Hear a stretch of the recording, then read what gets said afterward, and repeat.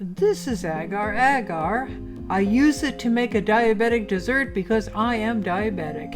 And the name means red algae in Malaysian because, well, it's made of red algae. But it's used everywhere in Asia from India to Korea.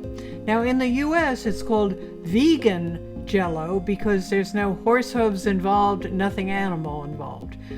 Regular jello also often has ingredients that raise blood sugar like maltodextrin, even when it says that it has no added sugar, and maltodextrin will raise your blood sugar level.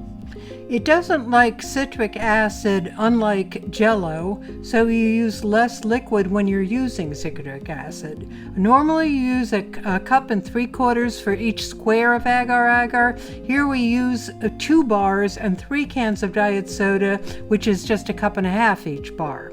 Also use sucralose diet soda, not aspartame, as the latter is not sweet when you cook it.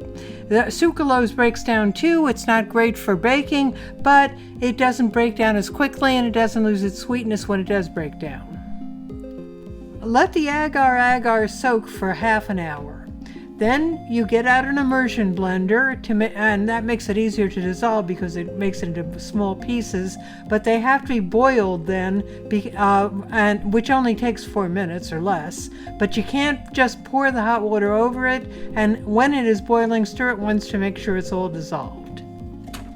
Then pour the liquid in a bowl. Now I add 2 pints of berries, any kind of fruit will do. I've even used chopped up oranges with the peel still on to add the fiber.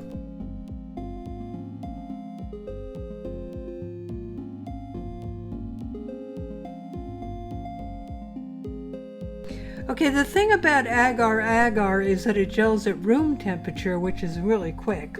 So I put it in the refrigerator to cool, but it only stays in while I'm preparing the topping, which means like 5 minutes or so. The next layer, I take a small bag of frozen cranberries from the freezer and put half to 3/4 of the bag in a small bowl.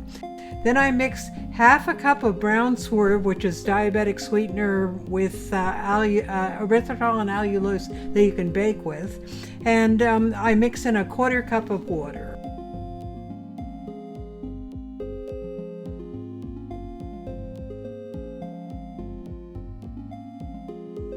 I put a small plate on top, and then I put the whole thing into the microwave for 4 minutes.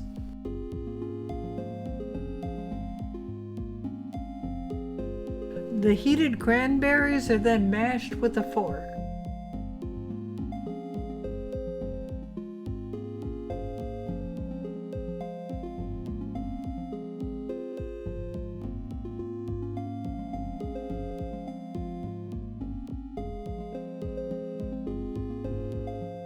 Then you take the agar-agar mixture that you had in the refrigerator.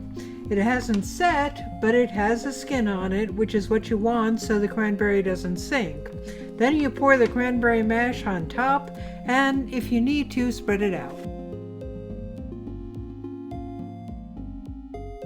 Then let it cool in the refrigerator. Now in my experience it takes an hour or less, but some of the Asian videos let it cool for a few hours.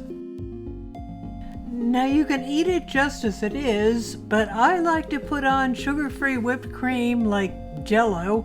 Now the texture is a bit more dense than regular Jello, but it's very similar, and the whole dessert tastes delicious and is diabetic 100%.